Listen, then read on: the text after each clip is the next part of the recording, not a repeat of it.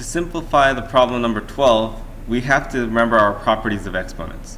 So first things first is I have this parentheses around the whole problem and a squared on it. So the first thing I need to do is apply this 2 to every base inside of here. So I'm going to get on this is going to be equal to 2 squared. And then I have a to the 5th squared. But remember, if I have a power and then I do a power on top of that, I can just multiply those exponents. So a to the 5th squared is a to the 10th.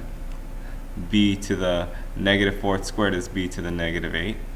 And c squared is going to be c to the 4th. Same thing on the bottom, since all that is in the same parentheses, we're going to apply it to all the bases down there. So I have a to the negative 3 squared is a to the negative 6.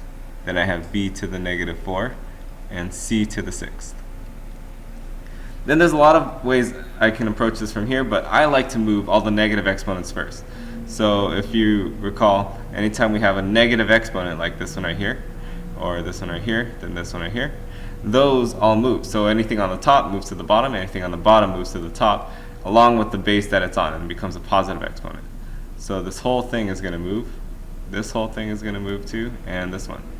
And let's go ahead and move those around.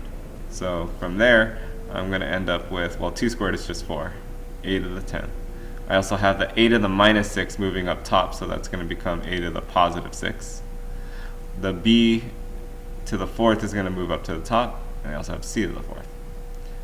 On the bottom, I have b to the 8th, that moved to the bottom, and c to the 6th. And when we move these, remember, they become positive exponents now.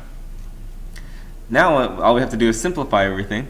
So in order to simplify, we can use our other properties. So for example, the top, I see that, let's simplify the a's first.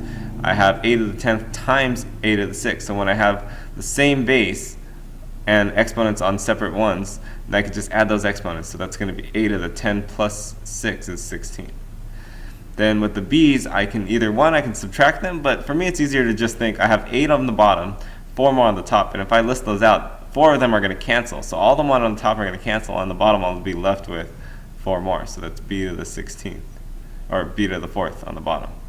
And last, same thing with the c's. I have 6 on the bottom, 4 on top, so the 4 on top are going to cancel with 4 more on the bottom, but I have 2 more extras on the bottom.